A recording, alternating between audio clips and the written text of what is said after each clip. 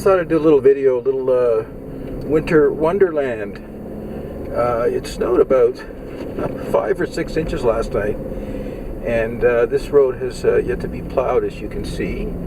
It's a road that leads to the cabin, and the county looks after it. And coming up is our lovely little bridge, and a little river runs from the next lake up, called Cranberry Lake, out to our lake, which is called Pine Lake. You can't really see it, but we're going to keep going here.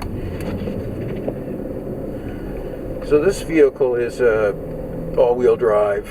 It's a little SUV, and I have snow tires because coming up this hill here has caused me grief in my wife's Honda Odyssey with snow tires. So it's can sometimes be icy underneath, so if you don't keep up your momentum, you're just not going to make it.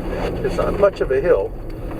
On a bike, by the time you get to the bottom, you're probably doing about 40 kilometers an hour. But now we're coming up to Eagle Lake Road. Now I guarantee you the county has plowed this. Let's look for cars, no cars, and my battery's about to die. So we're going to end our video right here.